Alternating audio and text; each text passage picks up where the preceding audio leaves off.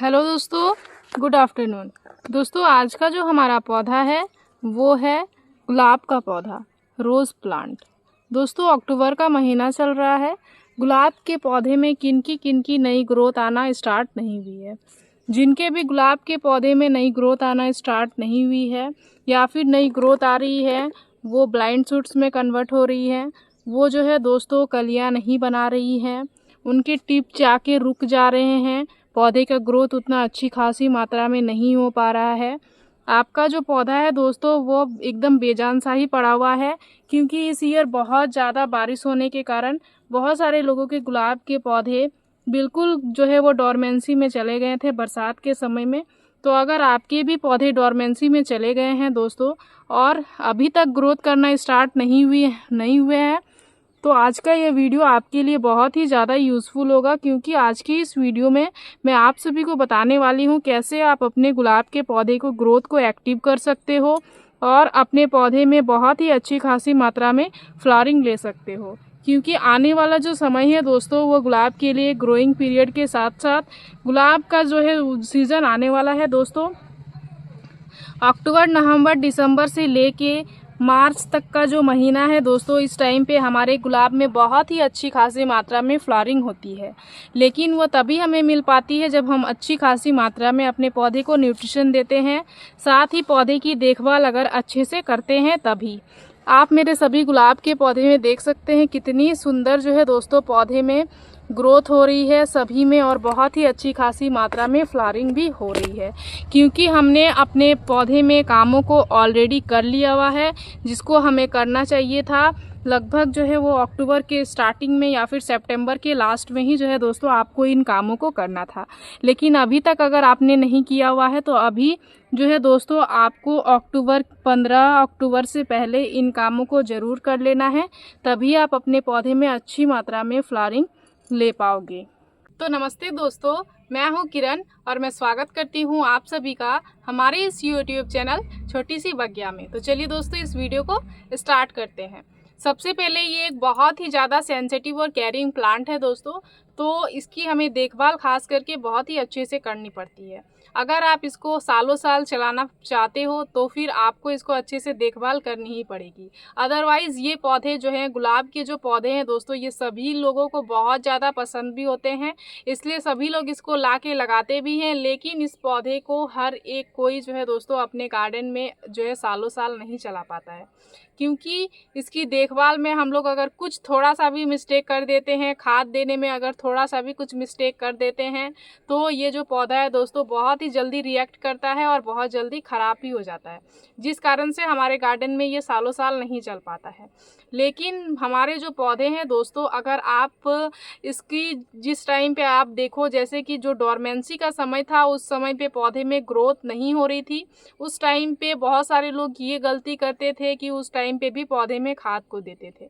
तो ये आपकी बहुत बड़ी भूल है। जिस टाइम पे पौधा डोरमेंसी में चला जाता है उस टाइम पे आपको उस पौधे में कोई भी और काम करने की आवश्यकता नहीं होती है। सिंपल सा बस उसको आपको पानी देना होता है और सिंपल सा उसको आपको जो है दोस्तों बचा के रखना होता है। जैसे आपका जो पौधा है उसमें अगर पत्तियां नहीं भी रहें तो जो ब्रांचेज़ हैं वो हरी बनी हुई रहें, ताकि उनके रूट्स जो हैं वो स्वस्थ रहें, ताकि आने वाला जो सीज़न आएगा उस टाइम पे आपके भी पौधे कुछ इस तरीके से एकदम नई ग्रोथ के साथ साथ ढेरों सारे फूलों से भर जाएंगे। मैंने आप सभी को अपना पौधा दिखाया ही दोस्तों, आपने देखा मेरे पौधे में कितनी अच्छी खासी सभी में नई ग्रोथ हो गई थी, होना स्टार्ट हो गई है। और लगभग सभी पौधे डोरमेंसी में इस ईयर चले ही गए थे दोस्तों, क्योंकि इस ईयर इतनी ज़्यादा बारिश हुई है कि गुलाब में जो है दोस्तों एकदम हमें बरसात में फ्लावरिंग नहीं मिल पाई है। तो अभी हम लोग अपने पौधे के लिए बनाएंगे एक एनर्जी बूस्टर, जो कि अपने पौधे में देने वाले हैं, जो कि एक रूटिंग हार्मोन भी होगा, क्योंकि बहुत सारे लोगों के पौधे में जो है वो कुछ कामों को करने के बाद भी पौधे में जो है वो अच्छी खासी नई ग्रोथ नहीं मिल पा रही हैं और फ्लावरिंग नहीं हो रही है, ब्लाइंड शूट्स आ रही हैं। तो आज मैं जो पावर बूस्टर इसके लिए बनाने वाली हूँ, इससे आपके पौधे में वो सारी ही समस्याएँ दूर हो जाएंगी। तो चलिए सबसे पहले कैट टिप्स के बारे में में बात करते हैं कि पौधे को किन किन जो है वो चीज़ों पे हमें खास करके अभी ध्यान देना है और कौन कौन सा अभी काम करना है जिससे हमारे पौधे का ग्रोथ जो है वो एक्टिव हो जाए और हमारे पौधे में ग्रोथ होगी तभी हमें फ्लावरिंग मिलेगी, क्योंकि ये पौधा जो है वो हमेशा नई ब्रांचेस में फ्लावरिंग करता है, कभी भी इसमें पुरानी ब्रांचेस में फ्लावरिंग नहीं आती है। तो चलिए दोस्तों वीडियो को स्टार्ट करते हैं। तो सबसे पहला काम आपको जो आपके पौधे में करना है दोस्तों वो करना है इसकी प्रूनिंग। आपको अभी सॉफ्ट प्रूनिंग कर लेनी है। हार्ड प्रूनिंग जो है दोस्तों अक्टूबर के 15 तारीख से पहले अगर आप हार्ड प्रूनिंग करना चाहते हो तो हार्ड प्रूनिंग भी कर सकते हो। हार्ड प्रूनिंग इट मीन्स आपको जो है वो 75% ब्रांचेस को कट करके हटा देना है।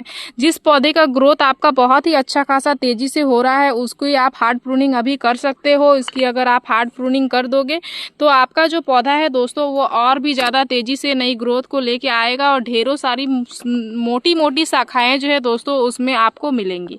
तो ये हो गया सबसे पहला काम, आपको हार्ड प्रूनिंग करना है। अदरवाइज आपका हार्ड प्रूनिंग करने का जो समय है दोस्तों वो फरवरी मार्च का समय भी है। फरवरी मार्च के समय में भी आप अपने पौधे की हार्ड प्रूनिंग कर सकते हो। उस टाइम पे भी आपके पौधे में बहुत ही अच्छी खासी ग्रोथ आपको मिलेगी और हार्ड प्रूनिंग से आपका पौधा घना भी हो जाएगा। साथ ही जो दूसरा होता है दोस्तों वो है सॉफ्ट प्रूनिंग। सॉफ्ट प्रूनिंग आपको करना ही है। अगर आपके पौधे की ग्रोथ रुक गई है, ग्रोथ नहीं हो रही है, तो बिल्कुल अभी आपको आपके पौधे की हर एक जगह से सॉफ्ट प्रूनिंग कर देनी है। सॉफ्ट प्रूनिंग करने में आपको बिल्कुल भी देरी नहीं करनी है दोस्तों। जितना ही जल्दी आप सॉफ्ट प्रूनिंग करोगे उतना ही ज़्यादा जो है आपके पौधे में इस तरीके की नई नई शूट्स निकल के आएगी। देख सकते हैं मैंने प्रूनिंग कर दिया हुआ है। लगभग प्रूनिंग किया सप्ताह भर हुआ है दोस्तों। इस पौधे में कितनी सारी नई नई शूट्स हर एक जगह से आपको दिख रही होगी, निकल के आ रही हैं। तो ये होता है प्रूनिंग का फ़ायदा, यह आपको कर लेना है। दूसरा, जब भी पौधे में इस तरीके की नई नई ग्रोथ आना शुरू हो जाए तो आपको क्या करना है, इसमें जो भी पुरानी पत्तियां हैं इनको आपको हटा देना है, क्योंकि अभी जो है दोस्तों बरसात से निकल के हमारा पौधा आया हुआ है और ये पत्तियां में हो सकती हैं कीड़े मकोड़े लगे हुए हों। तो इन पुरानी पत्तियों को आपको नहीं रखना है, नहीं तो ये जो भी नई ग्रोथ आ रही है इनको बहुत जल्दी इन्फेक्ट करेगा और उनमें भी जो है दोस्तों ये कीड़े मकोड़े को लगा देगा। तो इसलिए सबसे पहले पौधे में नई ग्रोथ को आने देना है। उसके बाद आपको इस काम को करना है कि पत्तियों को हटा देना है। जब भी आप कटाई करो उस टाइम पे किसी भी इंसेक्टिसाइड फंगिसाइड पाउडर का इस्तेमाल ज़रूर करो टिप पे। देख सकते हैं हमने कटाई किया हुआ था तो हमने यहाँ पे साफ इंसेक्टिसाइड का इस्तेमाल किया हुआ था दोस्तों, जो कि अभी भी इसमें लगा हुआ है। आपके पास अगर कोई भी इंसेक्टिसाइड फंगिसाइड पाउडर ना हो तो आप हल्दी पाउडर जो आपकी किचन में है उसका इस्तेमाल कर सकते हो। वो भी उसमें भी बहुत ही अच्छी खासी मात्रा में इंसेक्टियल और फंगियल गुण पाए जाते हैं। साथ ही जैसे ही हम लोग पत्तियों को हटाएंगे दोस्तों तो पौधे में खाने की कमी होगी, क्योंकि पत्तियां ही फोटोसिंथेसिस की प्रक्रिया करती है तो पौधे को खाना मिलता है। तो जैसे ही उसमें खाने की कमी होगी पौधा क्या होगा, बहुत ही तेज़ी से नई ग्रोथ को लेके आएगा और हमारा पौधा ढेरों सारे जो है दोस्तों इस तरीके से नए नए सूट से भर जाएगा। तो इस तरीके का काम आपको कर लेना है अपने पौधे में। ये दोनों ही काम बहुत ज़्यादा इम्पॉर्टेंट है दोस्तों। इन दोनों ही काम को खास करके अभी के टाइम पे अक्टूबर में स्टार्टिंग में आपको कर ही लेना है, तभी आप अपने पौधे में ज़्यादा से ज़्यादा जो है वो नई ग्रोथ और ज़्यादा से ज़्यादा फूल और कलियाँ ले पाओगे। अब चौथा जो काम आपको करना है दोस्तों वो यह करना है, जैसे ही आपने कटाई कर लिया हुआ है उसके बाद आपको क्या करना है, डेली ही आपको मॉर्निंग के टाइम पे हर एक ब्रांच पे पानी का स्प्रे करना है। पानी का स्प्रे करना बहुत ज़्यादा ज़रूरी है। अगर आप पानी का स्प्रे नहीं करोगे तो जो है दोस्तों ये ब्रांचेस सूख जाएंगी, तो ज़्यादा से ज़्यादा नई ग्रोथ ये नहीं लेके आ पाएंगी। साथ ही पानी की कमी के कारण से आपके पौधे में ब्लाइंड शूट्स भी जो है दोस्तों देखने को मिलती हैं। तो स्प्रे तो आपको करना ही है। साथ ही मिट्टी में भी आपको नमी को बना के रखना है।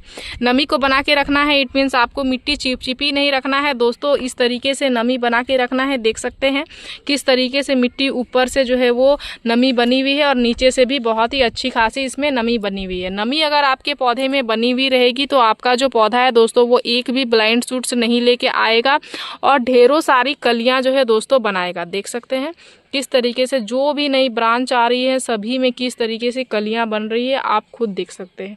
हर एक ब्रांच को मैं आप सभी के साथ शेयर कर रही हूँ। तो इसके लिए आपको मॉइस्ट मिट्टी रखना है, इस चीज़ का ध्यान देना है। साथ ही रोज़ पानी का स्प्रे सुबह के टाइम पे बिल्कुल आपको करना ही करना है, बहुत ही ज़्यादा ज़रूरी काम है।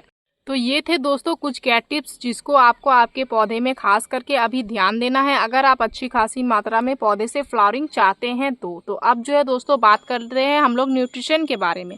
तो आज मैं जो न्यूट्रिशन आप सभी के साथ लेके आई हूँ बिल्कुल ही ऑर्गेनिक सा न्यूट्रिशन है। पौधे में बहुत ही अच्छा खासा फ़ायदा जो है दोस्तों इससे आपको मिल सकता है।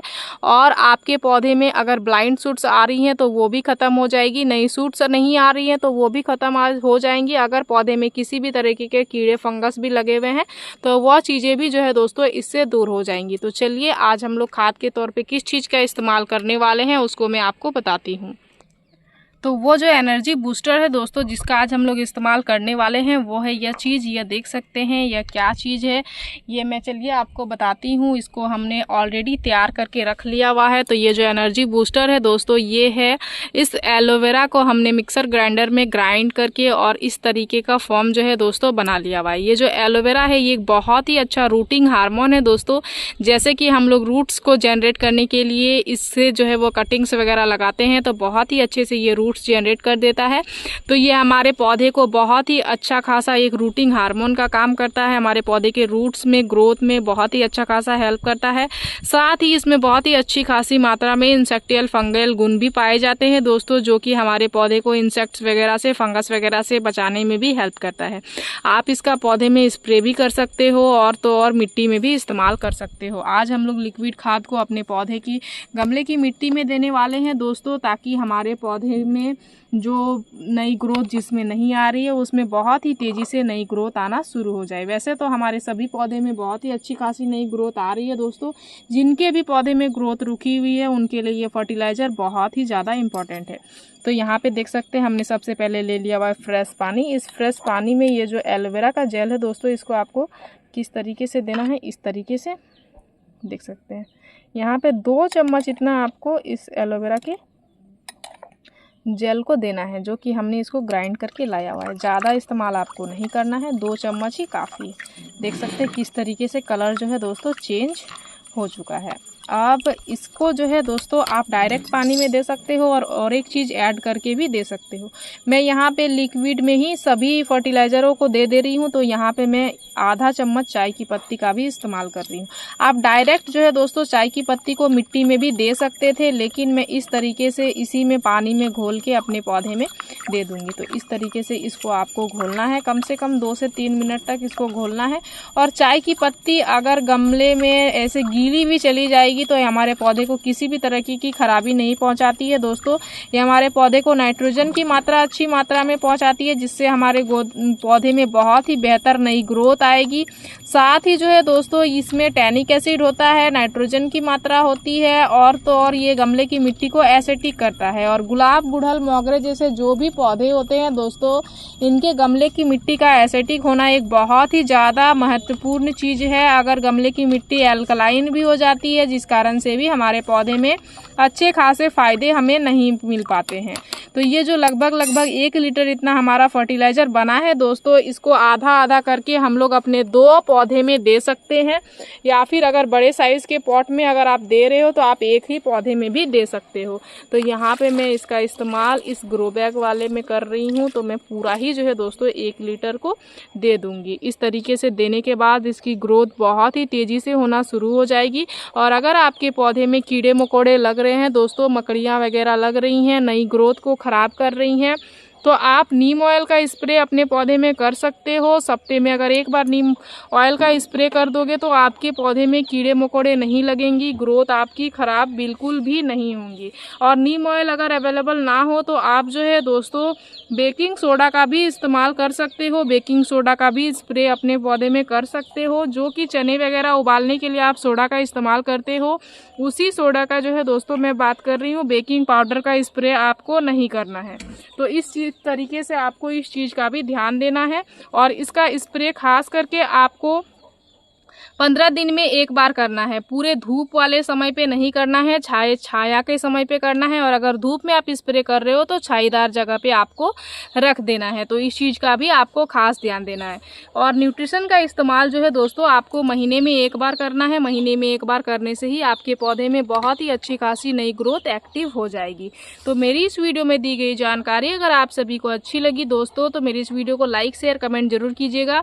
अगर आप इस वीडियो के माध्यम से हमारे चैनल पर नए आए हैं तो प्लीज़ हमारे चैनल को सब्सक्राइब कर लीजिएगा। बेल आइकन जरूर प्रेस कर दीजिएगा ताकि हमारी जो भी न्यू वीडियोज़ आएंगे उनके नोटिफिकेशन आप सभी को मिल जाएंगे। इस वीडियो को आपने पूरा देखा उसके लिए मैं आप सभी को तहे दिल से धन्यवाद देती हूँ। दोस्तों मिलते हैं एक अनदर वीडियो पे। नमस्कार।